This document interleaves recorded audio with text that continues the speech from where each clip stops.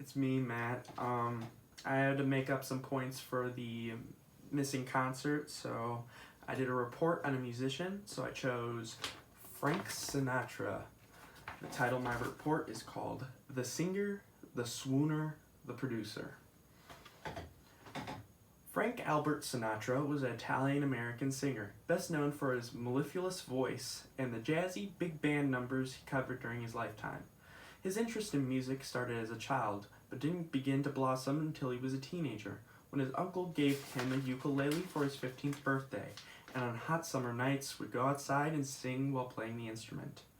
He liked to listen to a lot of artists on the radio, including Gene Austin and Rudy Vallee, but was particularly fond of Bing Crosby's easy-listening style of music. Due to these influences, Frank joined the high school glee club and organized music for school dances. However, not long after Sinatra would get expelled for his aggressive tendencies and general rowdiness teachers claim he displayed in the classroom. Without a job and education, Sinatra sought new opportunities to provide for himself and his family.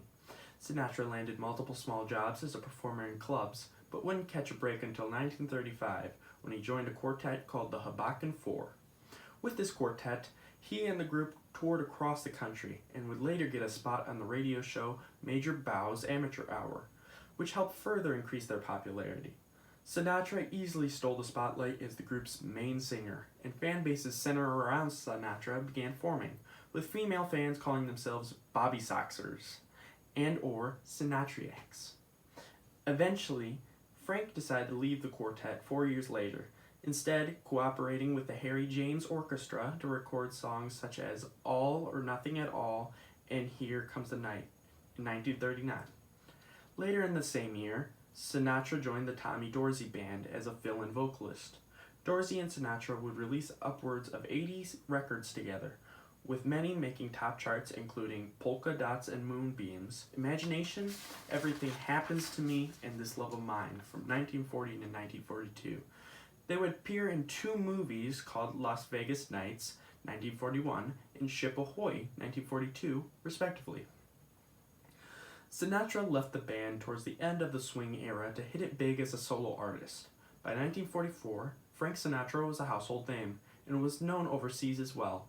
His concerts would attract tens of thousands of followers, and when crowds were denied entry, they protested, as described in the Columbus Day Riot of October 1944.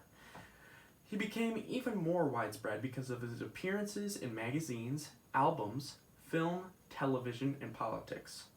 Sinatra earned nicknames such as the Sultan of Swoon, Old Blue Eyes, and The Voice. However, his career came to a slump once World War II ended, as people were less interested in his style of music and more concerned about staying together as a family. Additionally, the death of Sinatra's friend, songwriter George Evans, and the divorce from his first wife, Nancy, made him produce a decreasing amount of singles, causing him to be dropped from the Columbia label.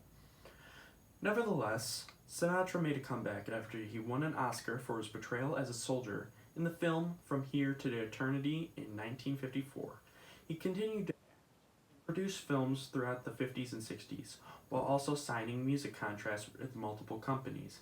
Even more important, Sinatra helped form the Rat Pack, a group that consisted of himself, Sammy Davis Jr., Dean Martin, Peter Lawford, and Joey Bishop.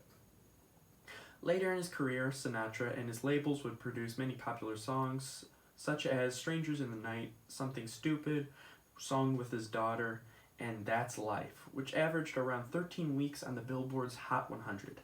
Additionally, Sinatra's take on Lizzie Minnelli's theme from New York, New York, would become a staple in American celebrations, including baseball games, New Year's parties, weddings, etc., for years to come. Unfortunately, Frank Sinatra would pass away at the age of 82, but his legacy will continue forever in his music and the many covers sung by Michael Bublé and other jazz artists. Thank you for coming to my TED Talk. Today I will be playing That's Life, a custom arrangement by Malcoley, originally sung by Frank Sinatra and composed by Dean Kaye and Kelly Gordon. I hope you enjoy.